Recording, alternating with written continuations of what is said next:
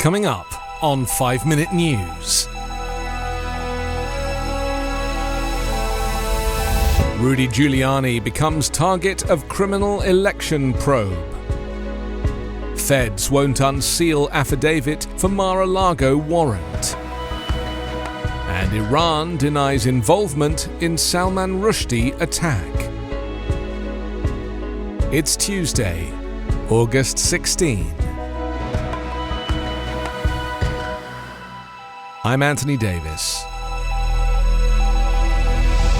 Prosecutors in Atlanta on Monday told lawyers for Rudy Giuliani that he's a target of their criminal investigation into possible illegal attempts by then-President Donald Trump and others to interfere in the 2020 general election in Georgia. The revelation that Giuliani, a lawyer for Trump, is a target of the investigation by Fulton County District Attorney Fani Willis edges the probe closer to the former president. Willis has said she is considering calling Trump himself to testify before the special grand jury, and the former president has hired a criminal defense attorney in Atlanta. Law enforcement scrutiny of Trump's actions is escalating.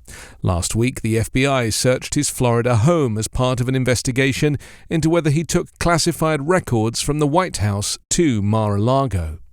He's also facing a civil investigation in New York after allegations that his company, the Trump Organization, misled banks and tax authorities about the value of his assets. And the Justice Department is investigating the January 6 insurrection at the U.S. Capitol by Trump supporters and efforts to overturn the election he falsely claimed was stolen. Giuliani, who spread false claims of election fraud in Atlanta's Fulton County as he led efforts to overturn the state's election results, is to testify tomorrow before a special grand jury that was impaneled at Willis's request. Evidence shows that Giuliani's hearing appearance and testimony were part of a multi-state coordinated plan by the Trump campaign to influence the results of the November 2020 election in Georgia and elsewhere. The Justice Department on Monday rebuffed efforts to make public the affidavit supporting the search warrant for former President Donald Trump's estate in Florida, saying the investigation implicates highly classified material and the documents contain sensitive information about witnesses. The government's opposition came in response to court filings by several news organizations seeking to unseal the underlying affidavit the Justice Department submitted when it asked for the warrant to search Trump's Mar-a-Lago estate earlier this month. The court filing from Juan Antonio Gonzalez, the U.S. Attorney in Miami, and Jay Bratt, a top Justice Department national security official, argues that making the affidavit public would cause significant and irreparable damage to this ongoing criminal investigation.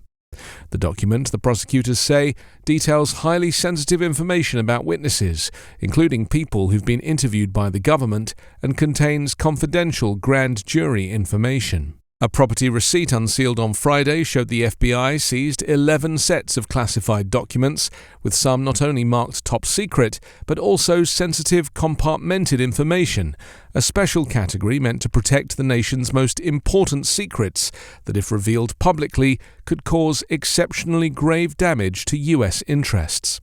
The search warrant, also unsealed Friday, said federal agents were investigating potential violations of 3 different federal laws, including one that governs gathering, transmitting, or losing defense information under the Espionage Act.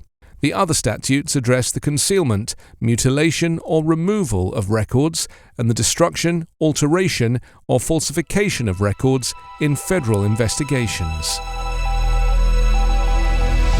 An Iranian official on Monday denied Tehran was involved in the stabbing of author Salman Rushdie, although he sought to justify the attack in the Islamic Republic's first public comments on the bloodshed. The remarks by Nasser Kanani, the spokesman for Iran's foreign ministry, came 3 days after Rushdie was wounded in New York State. The writer has been taken off a ventilator and is on the road to recovery, according to his agent. 75-year-old Rushdie has faced death threats for more than 30 years over his novel The Satanic Verses, whose depiction of the Prophet Muhammad is seen by some Muslims as blasphemous. In 1989, Iran's supreme leader, Ayatollah Khomeini, issued a fatwa, or Islamic edict, demanding the author's death. And while Iran has not focused on Rushdie in recent years, the decree still stands. Iran has denied carrying out other operations abroad against dissidents in the years since the country's 1979 Islamic Revolution, though prosecutors and Western governments have attributed such attacks to Tehran. Rushdie was attacked Friday as he was about to give a lecture in western New York. He suffered a damaged liver and severed nerves in an arm. He is likely to lose an eye. His alleged assailant, Hadi Matar, pleaded not guilty to attempted murder and assault.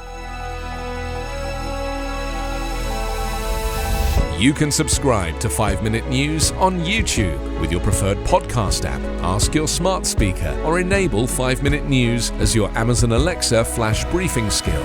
Subscribe, rate and review online at 5minute.news. 5 Minute News is an Evergreen podcast covering politics, inequality, health and climate, delivering independent, unbiased and essential world news daily.